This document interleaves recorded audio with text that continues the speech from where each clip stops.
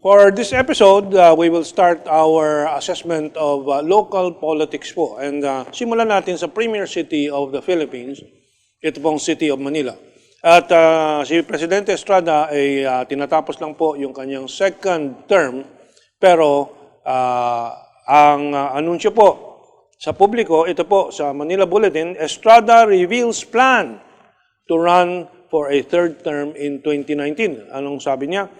In hopes of making Manila a great city again, Manila Mayor Joseph Erap Estrada has announced Tuesday that he will seek a third term and final term in the upcoming 2019 midterm election. So that's only how many months from now? 10 months from now? More or less, mga 10 months. So, ano ang opinion ko po rito?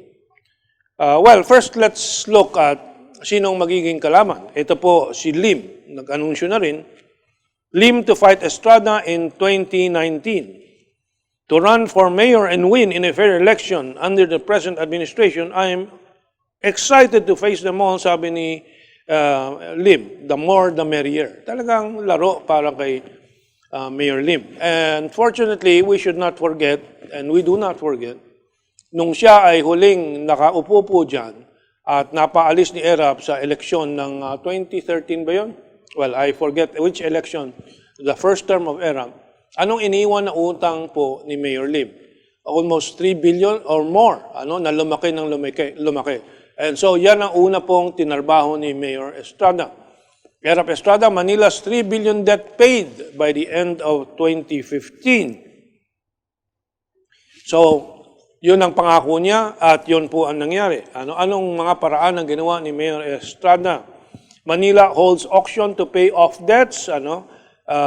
Auction off 97 real estate properties whose owners are delinquent taxpayers to pay off its debts.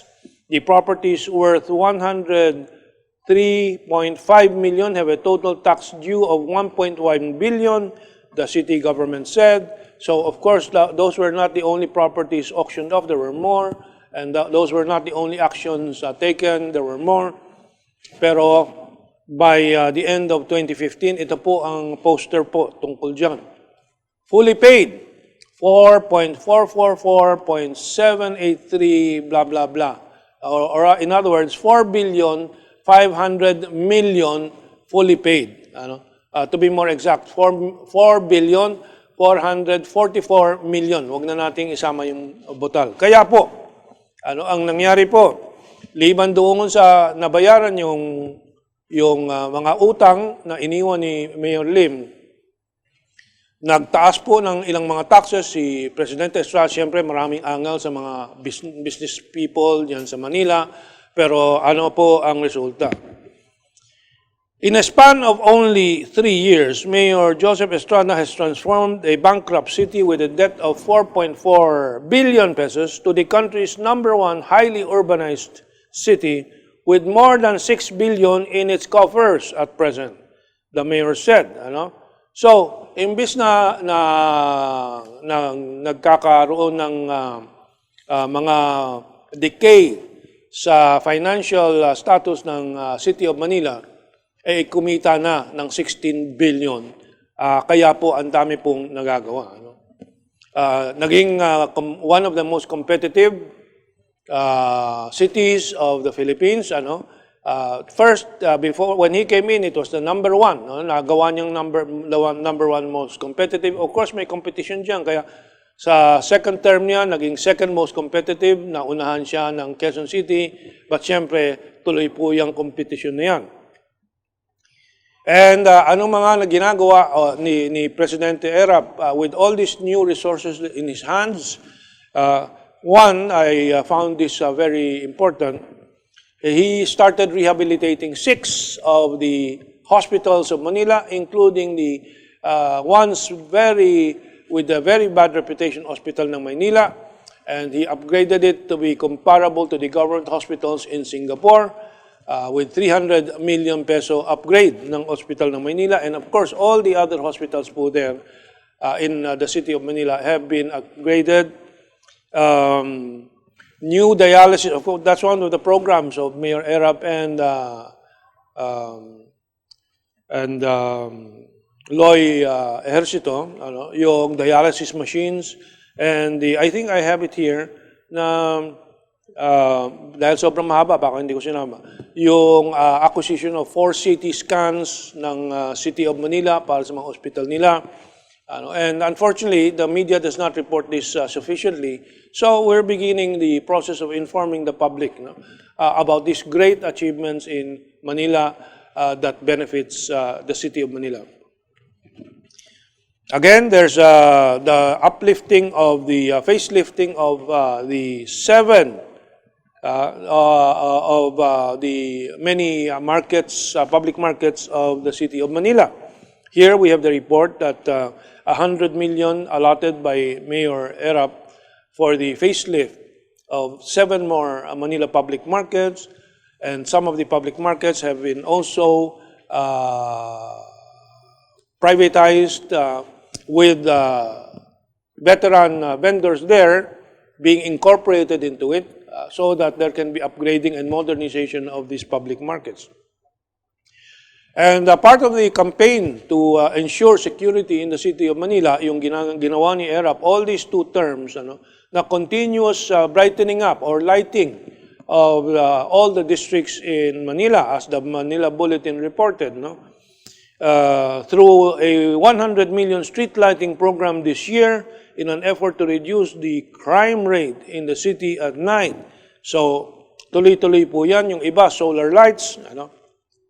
And I think everybody will remember yung problema ng traffic sa City of Manila and of course the entire Metro Manila, the problem of traffic. And yung ginawa ni Presidente Erap na solid move to reduce the traffic in Manila, lalo-lalo dyan sa UN, dyan sa port area, dyan sa papuntang Nabotas, yung lansangan dyan sa labas ng pier and so on. Rojas Boulevard too is saddled with the problem of huge trucks running on it. And yung truckman po ni Presidente and Mayor Joseph Estrada. That was, of course, there were a lot of issues by the Aquino government at that time. So it was pinatigil. But now, Mayor Estrada is thinking of reviving it. Ano sabi niya? I will talk to President Duterte about the reimposition of the truck ban. We will implement the traffic scheme in the coming weeks. And this was, of course, in 2017 December. It's 2018 now. The traffic situation in Metro Manila has become unbearable. I believe the truck ban will be effective in decongesting traffic along major roads in the metropolis. Actually, itong truck ban po na ineksperimentohan ni Presidente Duterte, Mayor of Manila, ay ginaya po ng Quezon City at ibang mga syudad. And it was successful, but of course, government has to balance all this with the problem of the port area. That is why it prodded the government, the national government, to move to improve the Batangas port, Subic port, and other ports. So President Estrada is a man of initiative, and yun ang kailangan ng Manila, and visionary. Meron po siyang nais po tapusin po sa Manila. And one of these is the reclamation project. Bakit itong isang kampanya niya for his last term? This is from the Facebook of Mayor Joseph Estrada. Bagong reclamation project sa Manila Bay, go kay Erap. Ito, sabi niya, reclamation projects are the cornerstone of our urban renewal program. Pahayag ng alkalde, sabi dito sa ulat. They translate to more lands, better infrastructure, more businesses, and more jobs, increased revenues, and better opportunities for all, sa ani ni Estrada. So, iyan po ang dahilan sa kanyang nais na gawin na reclamation para lumawak ang lupa at lugar ng City of Manila. Alam naman natin yung congestion ng mga dating squatter, some of them have been given titles to their land and so on. Pero talagang ganyan po ang City of Manila. Tapos maraming mga dayo, galing Bulacan, galing Caloocan, papasok sa Manila, looking for work, galing Pasay. Hindi, siguro, pinakamabigat na population problem sa buong Metro Manila ay yung City of Manila. Doon bumubuhos po ang mga migrante galing kung saan-saan. So ito pa din yung reclamation project niya, yung tawag niya Solar City. Estrada foresees Solar City Reclamation Project to make Manila regain its old glory at lumuwag at maging aliwalas ba? Is that the way, the word for it? Ulit ang City of Manila. And from there, more jobs. No? You can go to the Facebook of the City of Manila, Sulong Manila, the #1 city. I-ano lang po ninyo sa Facebook, City of Manila, I suppose, no? So, patuloy po itong mga kampanya ni President Estrada for jobs in Manila. This one is announcing the July 27, 2018 jobs fair ng Manila para magkaroon ng mga karagdagang trabaho ang mga residente ng Manila. Yan po. So, Erap pa ba? Erap pa more? I think it's up to the voters of the City of Manila, pero tingnan natin yung ibang mga kandidato. Of course, Mayor Lim.